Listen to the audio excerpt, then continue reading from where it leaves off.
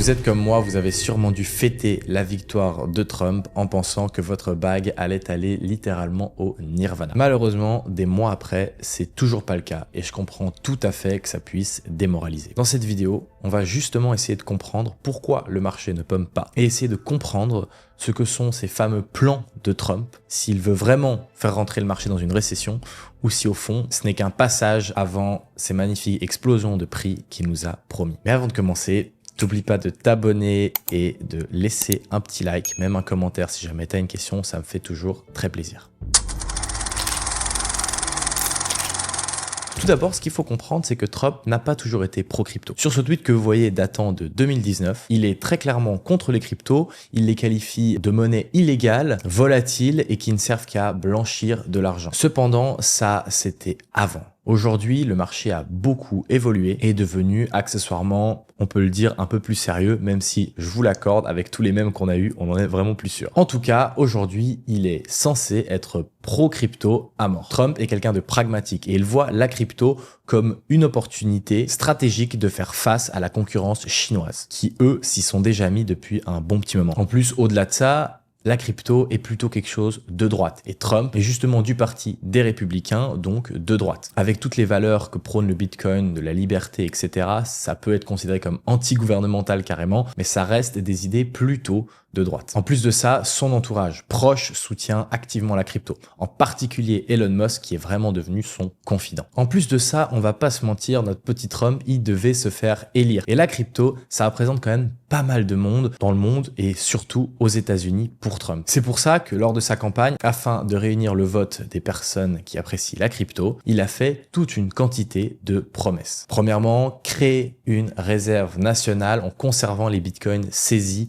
par le gouvernement. Deuxièmement, et ça il l'a répété beaucoup de fois, faire des États-Unis la capitale mondiale de la crypto. Troisièmement, établir un poste directeur des monnaies numériques pour coordonner la politique entre les agences gouvernementales. Quatrièmement, étudier la faisabilité d'un stablecoin adossé au dollar par le gouvernement américain. Cinquièmement, donner des réformes du côté fiscal pour les gains avec les cryptos. Sixièmement, il a aussi prévu de soutenir la technologie de la blockchain et bien évidemment son développement. Il a également promis de mettre fin à cette guerre anti-crypto qui avait été orchestrée depuis le dernier bull run de 2021 par l'administration Biden. Et enfin, de mettre un conseil consultatif à l'intérieur de la Maison Blanche au sujet des cryptos. De plus, même si parfois ça peut être juste des promesses de politiciens, il a quand même fait des nominations très intéressantes. Comme Paul Atkins, nommé directeur de la SEC, connu pour son approche pro-crypto et anti-régulation, c'est quelque chose de très positif. Également Brian Quintens, nommé à la CFTC, et Scott Bessent, nommé au Trésor américain. Deux gars, eux aussi, pro-crypto. Et enfin, ça je sais que vous le savez, Elon Musk, bien évidemment, au Doge. Mais bon, ça c'est bien intéressant, mais qu'est-ce qu'il en est vraiment depuis qu'il a pris le pouvoir? Je me souviens, lors de l'élection, c'était une folie, parce qu'à un moment donné, on était là, oh, il va gagner, il était en tête dans tous les sondages, et 2 semaines plus tard, c'était le contraire, Kamala qui remontait. En fin de compte, vers la fin de la période avant élection, on l'a vu remonter dans les sondages, et ça avec le BTC qui cassait son méga range qui avait duré tout l'été. Et juste après ça, eh bien, il y a eu son élection et je me souviens me réveiller le matin et voir que le Bitcoin avait enfin fait un ATH. C'est une période magnifique et en gros, on était sûr qu'on allait aller sur la Lune la semaine prochaine. Cependant, malheureusement, il s'en essuie quelques petites choses un peu bizarres. Vous voyez sûrement où je veux en venir. Le président des États-Unis a créé son propre meme coin et en plus, sa femme l'a fait aussi. Alors, sur le moment, c'était une folie, un énorme pump. Je crois qu'il est monté à 70 milliards de FDV. Ça a littéralement aspiré la liquidité des autres cryptos. C'était fou, hein. Je me rappelle regarder la chart sur TradingView et voir le Trump qui faisait que monter et les autres cryptos qui perdaient de leur argent parce que ça partait de ces cryptos-là pour rentrer dans cette capitalisation de cette crypto qui est devenue si grande en si peu de temps. Cependant, quelques jours plus tard, eh ben, il y a le Melania Coin qui sort. Et là, je vais pas vous mentir, ça commençait fortement à sentir le bousin. On s'est dit, attends, qu'est-ce qu'ils sont en train de faire? Est-ce qu'ils veulent juste nous piquer notre argent en créant des tokens et en sortant le plus d'argent possible? Parce qu'il faut bien se rendre compte qu'ils ont au moins réussi à sortir 350 millions de ce token. En plus de ça, il y a clairement eu des manipulations bizarres, un petit peu d'inside ici et là. Depuis, les mêmes coins, même si beaucoup d'entre eux avaient déjà trouvé leur top avant, eh ben ils ont fait que descendre. Solana, c'est la même chose, la blockchain qui représente les mêmes coins, elle a trouvé son top plus ou moins en même temps que le lancement de ce shitcoin et ensuite c'est tout simplement descendu à zéro entre guillemets. Le problème, c'est que Trump est beaucoup trop mainstream pour faire ça. Il va juste mettre la lumière là-dessus et attirer les régulations sur tous les crimes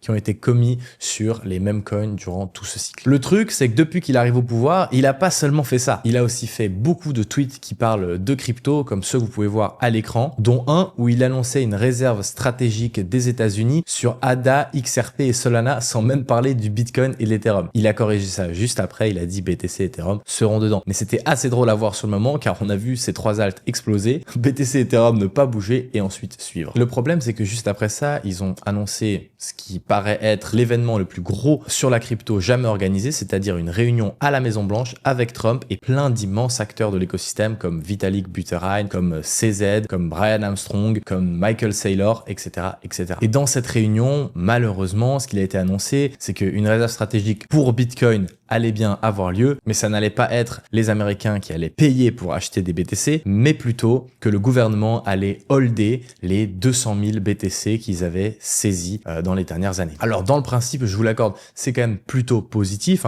se dire qu'on a notre presque plus gros holder de Bitcoin qui dit « Ok, je vends pas et je vendrai jamais » à moins qu'il y ait un gros changement. Le problème, c'est que le marché ne l'a pas du tout apprécié. Et aujourd'hui, vous l'aurez remarqué, si vous regardez votre wallet, on n'a fait que descendre depuis ce fameux meme coin. C'est pour ça que maintenant, on va essayer de comprendre pourquoi. Car clairement, malgré les actions ultra bullish de Trump, la crypto ne veut plus pumper. Le Bitcoin est passé de 110 000 $ à environ 77 000 $. Et je vous raconte pas le bain de sang sur les alts comme Ethereum qui passe de 4 000 $ à 1 800 $ en le même espace de temps. Cependant, pour moi, il y a des raisons qui ont poussé le marché à descendre. Tout d'abord, Trump est devenu fou avec les tarifs et a commencé à en imposer à peu près tous les pays, ce qui a créé une énorme incertitude sur les marchés. Et vous le savez, le marché traditionnel déteste l'incertitude. En plus de ça, on a eu le droit à un énorme hack de 1,5 milliard sur l'exchange de Bybit il y a de ça quelques semaines. Rajoutez malheureusement à ça le fait que les investisseurs sont plus ou moins déçus de l'annonce de réserve stratégique. Ils auraient voulu que les États-Unis en achètent, pas juste ne les vendent pas. Et en plus de ça, ça c'est mon avis perso, les retail en court terme qui paniquent tous car ils n'arrivent pas à supporter des petites corrections qui peuvent, en tout cas jusqu'à maintenant, être encore vraiment des corrections d'intracycle. C'est pas la première fois qu'on fait une correction de moins de 30% et c'est quelque chose de presque normal dans un bull run. Du coup, ils paniquent, ils vendent et ça fait juste augmenter et c'est un cercle vicieux. Toujours plus de ventes, toujours plus de ventes. On le voit avec l'indice Fear and Greed qui est descendu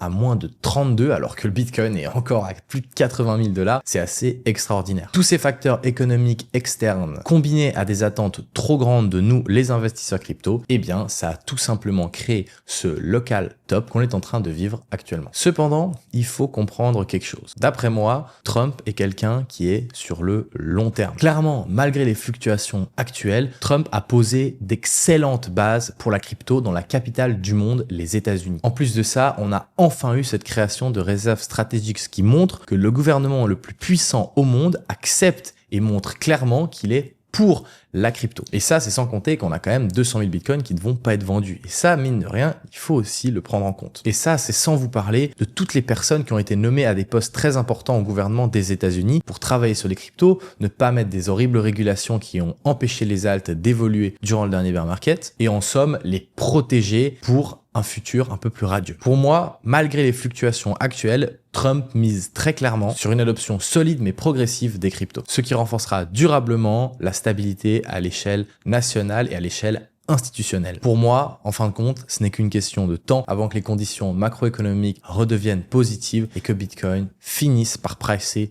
toutes ces news extrêmement bullish. Bien évidemment, n'oubliez pas, j'ai pas de boule de cristal, donc ce que je vous dis, c'est pas que le Bitcoin va retourner faire un ATH à 250 000 $ dans les 6 prochains mois. Cependant, moi, je reste quand même plus ou moins bullish sur le marché. Je suis assez haussier et même si aujourd'hui on a énormément baissé, surtout sur les altcoins, je pense que le cycle n'est pas forcément encore fini. Si tu veux avoir plus de détails sur les alts que j'achète, ce que je fais réellement en temps réel, je te laisse aller dans mon Telegram qui est 100% gratuit. T'as le lien en bio. N'oublie pas de laisser un petit like, de t'abonner, ça me ferait vraiment plaisir. C'était Arthur,